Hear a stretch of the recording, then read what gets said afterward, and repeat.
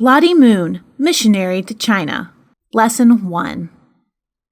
Lottie Moon laughed to herself as she stripped her bed, rolled the sheets, and tucked them under her arm.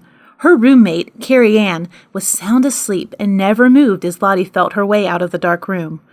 Only a bit of daylight was showing in the sky. Lottie Moon was 14 years old and tiny, only 4 feet 3 inches tall. But she knew how to think big. Today was April Fool's Day, and she was planning a trick that would amaze her entire school. Lottie had been at Holland's Institute, a boarding school where girls lived and studied ever since her father died. She didn't have a moment's freedom there. A bell rang for meals, for classes, and twice a day for chapel services, which Lottie hated. The first bell rang at 6 in the morning. Well, not today, Lottie thought. She lifted a key from a nail by the attic door and unlocked it. She climbed 2 ladders to the tower where the huge bell hung. There, Lottie tied her sheets around the clapper of the bell. Then she backed down the ladders and returned to her room. Lottie giggled and waited for 6 a.m. No bell. It was 7 a.m. before the bell finally clanged.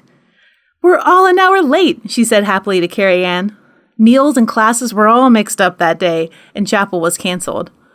Lottie returned to her room to change her clothes for a late dinner that evening. Carrie Ann was waiting for her. "The principal knew it was you," she said. "Everybody thought of you first thing, and you're the only one without sheets on your bed." "It was worth it to get out of chapel meeting," Lottie replied. "I'm bored with church, and I'm not the least bit interested in being a Christian who believes in Jesus." After Lottie graduated from Holland's Institute, she spent some time at her home near Charlottesville, Virginia. In September, she went on to another girls' school to get more education. She loved to read and study. Her grades were great, and she already knew 4 foreign languages.